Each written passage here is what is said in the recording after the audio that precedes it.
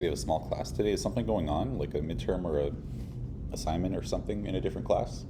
The only midterm I know of was the normal and knowledge midterm. But I don't Yeah, think I did anyone that. in this class is in that one. I hope not. I don't didn't I teach the normal linear algebra too, right? So I didn't notice anyone from this class in that exam.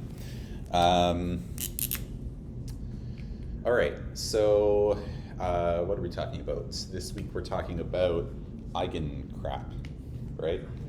Yeah, because eigen just means like,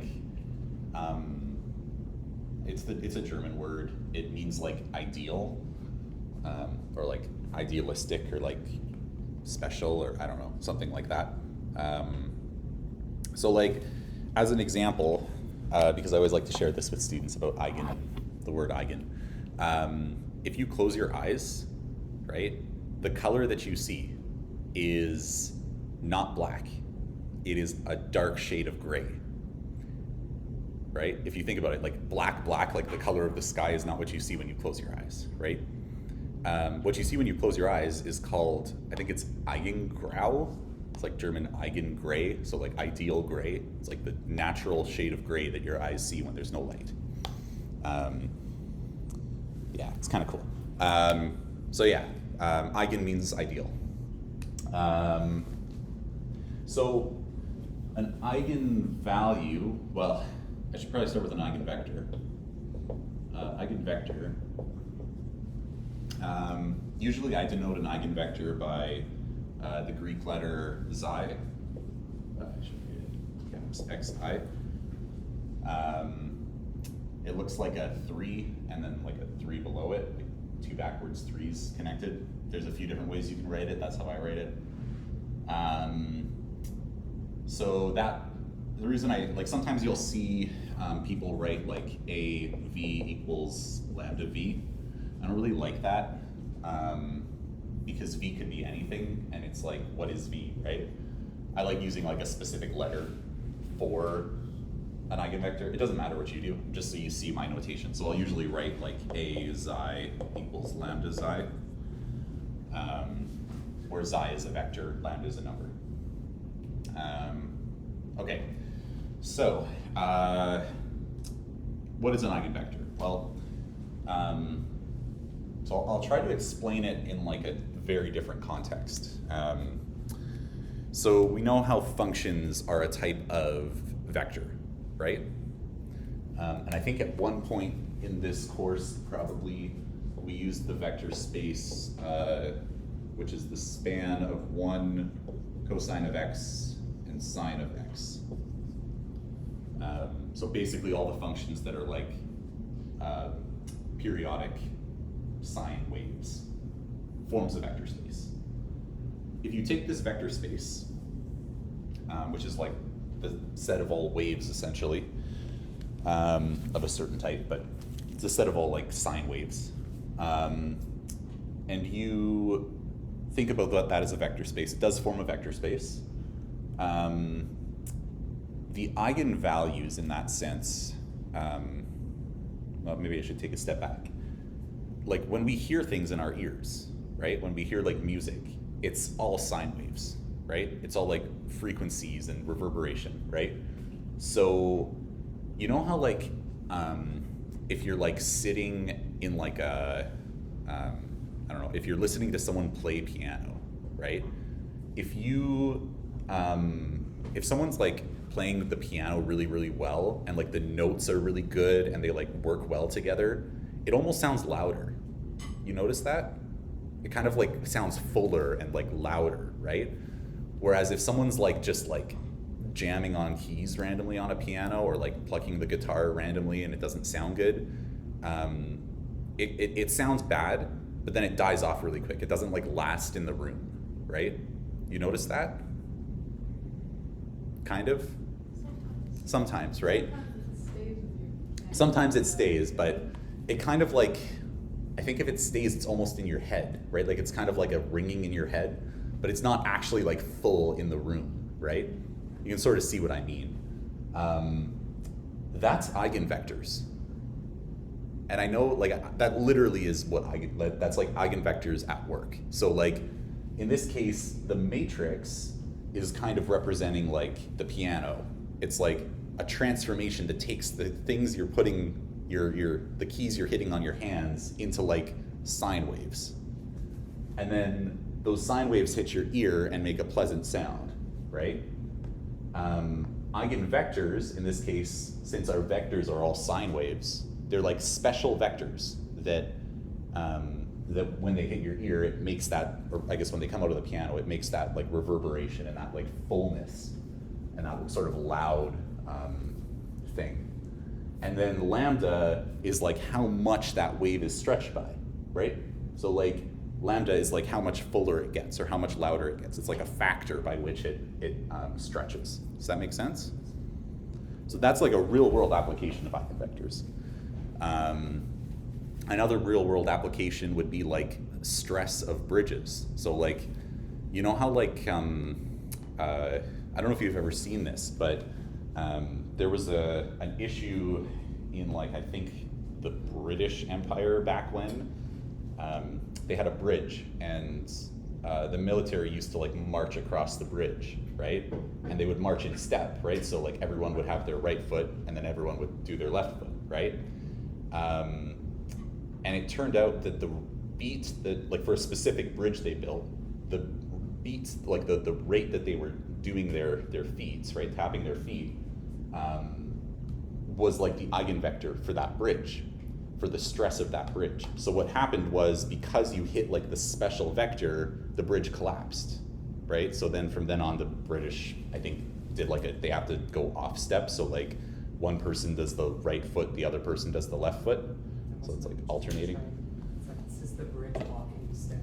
Yeah, It's normally under roads. yeah. There was something, right? So yeah, when you're on the bridge, you walk out of step. Yeah, and so it's kind of interesting. It's an interesting little story, right? Because that's where eigenvectors are used in the real world. It's like special parameters or special values that are associated with like a system. So, and like I said, the lambda is like the amount that you're stretching it by. So in other words, in this case, the lambda on the bridge would be, I think it was like low because like that was like the strength of the bridge. And so like if the eigenvalue was low, then that means the strength just dropped down when you hit that eigenvector. Visually, if this is, well, have you guys seen the 3 blue 1 brown video on eigenvectors? Is it worth me showing it? I'm going to show a part of it at least. I watch like a lot of those videos and my friends still give me shit for it. You watch bad videos in your spare time? Well, it's worth it. Grant's awesome. I've been in a Zoom call with him, a very big Zoom call. The summer quarantine stuff? No, no, it was like a seminar. Oh. Yeah, let's see if I can find this video. I want to show it because I think it's worth you seeing visually. Oh, there we go. There's the playlist. Now where's his eigenvectors? There it is. I'll put it up here so you can see. I've got an ad for Chegg, which is appropriate. So a matrix, we said a matrix is a linear transformation, right?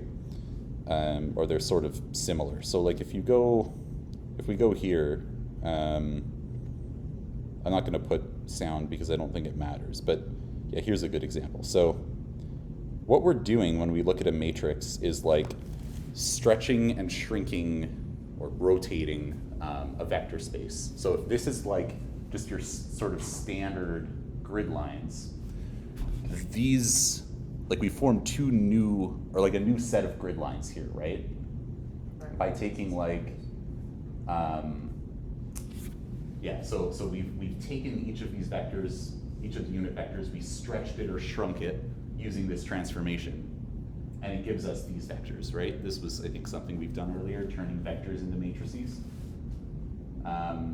So really, another way you can think of a matrix or a transformation as is like taking the grid lines and rotating them and stretching them. Does that make sense? So like it's like making a new set of grid lines, and maybe the grids are like skewed or something, right? So that's what a matrix fundamentally is in a sense.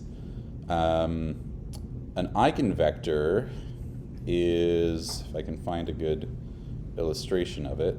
I played this for my class a while back. Just want to find like a good, I'm sure he's going to show, there's one visualization that I'm like really wanting to see here. I think it's on the near the most replayed bit. It probably is. I think I saw it. Like here? Assuming I'm thinking of the same visual bit. Probably. There's one that's like, oh, that's what an eigenvector is, and you're like, oh, that makes sense. That's sheer. That's sort of close. There was one that they like flipped or sort of rotated, and not that.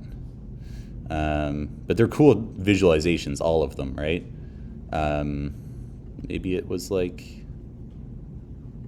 oh, I wish I could find this. I'm sorry. It's like once you see this visualization, you'll be like, oh, that's what an eigenvector is. It should make sense. Wow, I don't know where this visualization has gone in this video, but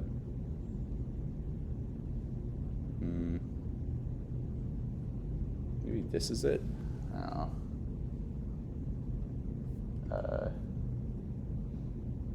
Yeah, that's a good visualization of it. So it's not the one I was looking for, but it's, oh shit. No, why? Crap. I have to get it back, I'm sorry. Oh my God. Sometimes the internet is great, and sometimes it's just a pain in the ass.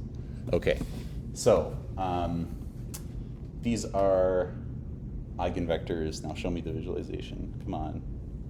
Okay, so, oh, come on. Where the hell was it?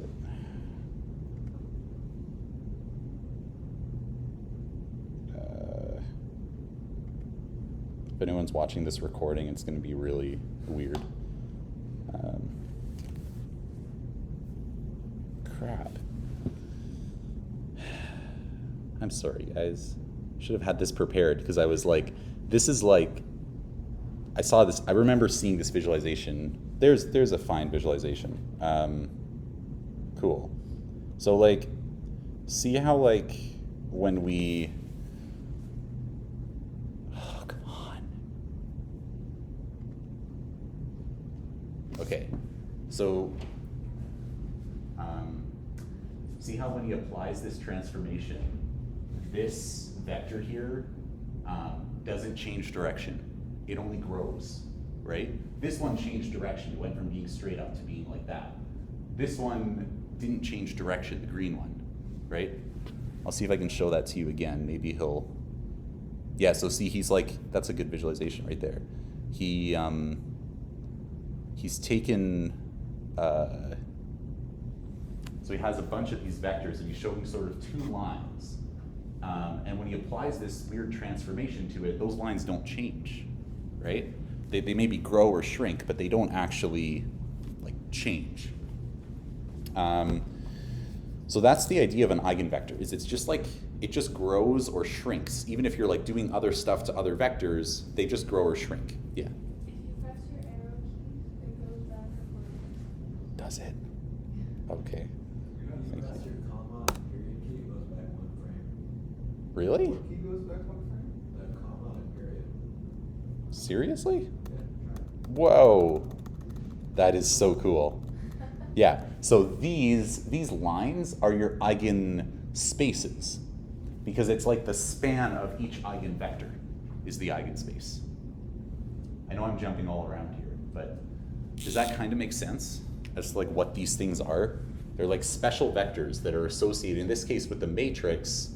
The reason they're special is because they don't rotate, right? They just stretch or shrink when you apply the thing. So if I do this, see, they just stretch. They are not changing direction. But if we followed like a different point for an example, so say that we followed like the vector that's just like going straight up here, right? If you follow that vector, it's gonna move, right? It's rotated, so now it ends up like going over there.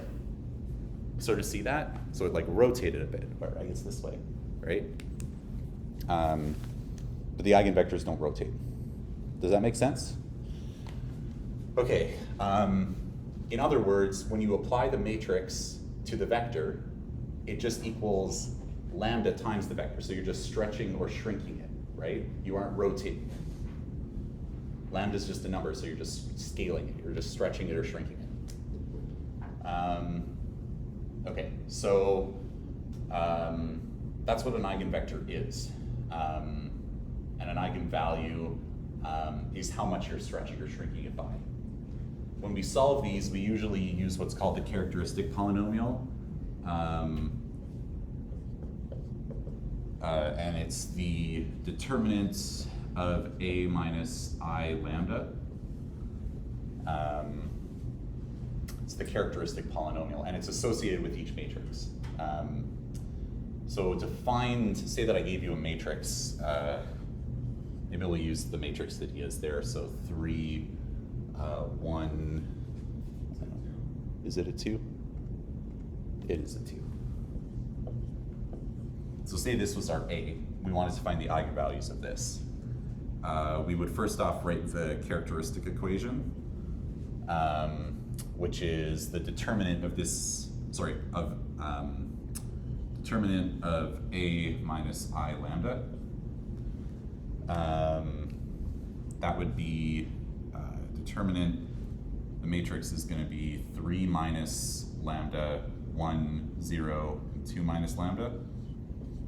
This should be familiar from linear algebra, I think, first linear algebra. Determinant of that is equal to 3 minus lambda, 2 minus lambda. And now this is a function, and maybe I should have written it as a function of lambda. So this is chi of lambda, the characteristic of lambda. And the solutions to this are lambda equals 3 and lambda equals 2. So those are your eigenvalues. Does that make sense how I get eigenvalues? Then what you want to do is sort of plug them back in. So that'll give you your eigenvectors. So we know that taking this equation, we know that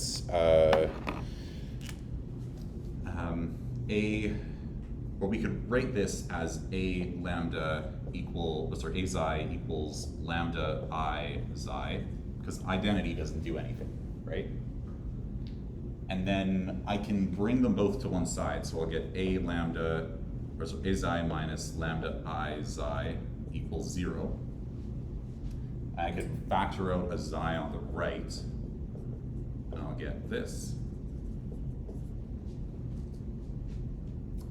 And then I can solve for xi. So what I end up getting, if I know like a lambda, so let's say I want to find for lambda is 3. So maybe I should specify each lambda, each eigenvalue has an eigenvector associated with it. So you have to find, like, they come in pairs, right? You got to find like the eigenvalue and the eigenvector. So if lambda is 3, I plug it back into this matrix. I get 3 minus 3 is 0, 0, 1, and then 2 minus 3 is negative 1. Times xi, which is xi1, xi2, and that's going to equal the 0 vector. So you can do matrix multiplication to solve this, yeah? Oh, never mind. We got that, sorry. Sure. You can use matrix multiplication to solve this. So remember we do rows times columns. it gives you two equations, but they're always going to be redundant. So you're going to get, in this case, it'll be 0 times xi1 plus 1 times xi2 equals 0. So it tells you xi2 equals 0. The second one will also tell you that xi2 is 0, right? Because you'll have 0 times xi1 minus xi2, which means if minus xi2 is equal to 0, that means xi2 is equal to 0. So really all we know about is that xi2 is 0, which means that xi1 is free. It can be anything, right? So that means xi, the first eigenvector, the first thing could be anything, so we just pick something. We pick 1, right? That's an eigenvector. You could pick -1, you could pick pi, you could pick whatever you want, right? Does that make sense? Cool. So the eigenspace associated with that, depends how you write it. There's a few different ways. I usually write it as like a capital Xi, but again, it doesn't really matter, is the span of that eigenvector,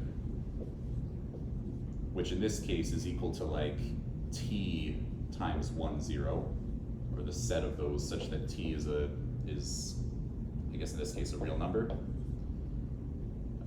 which is equal to the set t0, such that t is a real number, which visually is equal to like this line, right?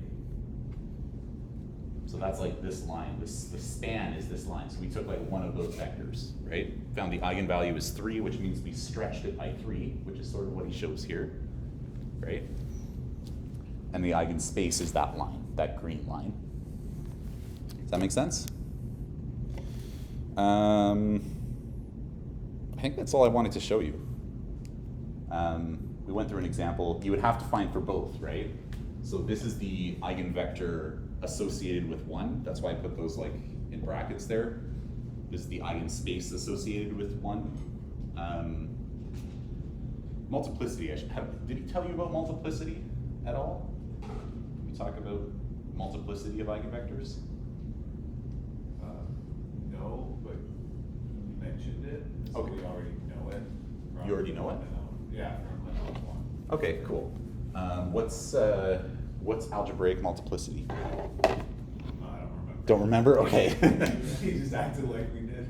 So chi of lambda, if you take the characteristic equation of a matrix, so you do that and say you get something that looks like, as an example, lambda minus 1 squared lambda plus 2, something like that. You have two eigenvalues, right? What are they?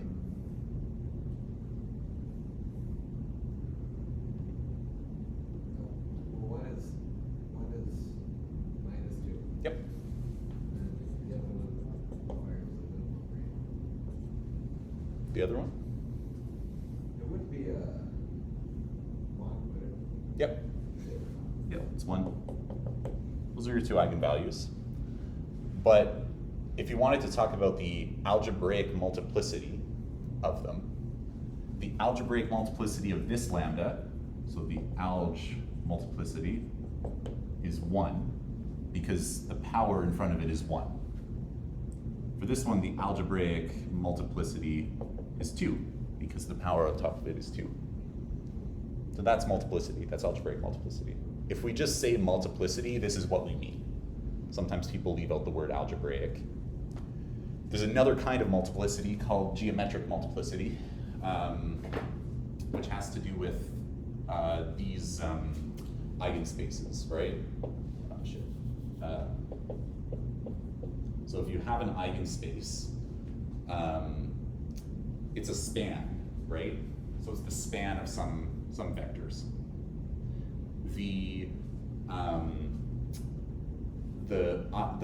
geometric multiplicity is the dimension of the eigenspace associated with that particular lambda, if that makes any sense. So in this case, we have one free variable, one like parameter t. So for this problem that we were doing here, the geometric multiplicity of the first eigenvalue is 1, because we have one parameter, right? We had like one thing that we could pick, right? If we did all this math and we had like two free things that we could pick, then the geometric multiplicity would be 2. What is that symbol? This one? Yeah. It's capital Psi. I'm using it here to mean the eigenspace. I don't know, what letter did he use for that? E, E lambda, and then the lambda was also indexed with a number. Like Oh, like that, like E lambda 1. Yeah, let's do that then. E lambda 1 in this case, yeah. Sorry about that. I don't know what notation he uses, so the best I can do is sort of go by my notation. And last I checked, he hadn't posted these notes, so I was like, I don't know what you guys were doing, right? Yeah. Okay, any questions about any of this? Yeah. You said the geometric multiplicity is dimension of Eigenspace. eigenspace. Yeah. So in other words, the characteristic equation, it's sort of like a chain here, right? Characteristic equation gives you the eigenvalues, which tells you the multiplicities inherently, right? The algebraic multiplicities. Once you have the eigenvalues, you can find the eigenvectors. Once you have the eigenvectors, you can find the eigenspaces. Once you have the eigenspaces, you can find the geometric multiplicity, right? So it's kind of like a step by step by step by step. Cool. Okay, that was long.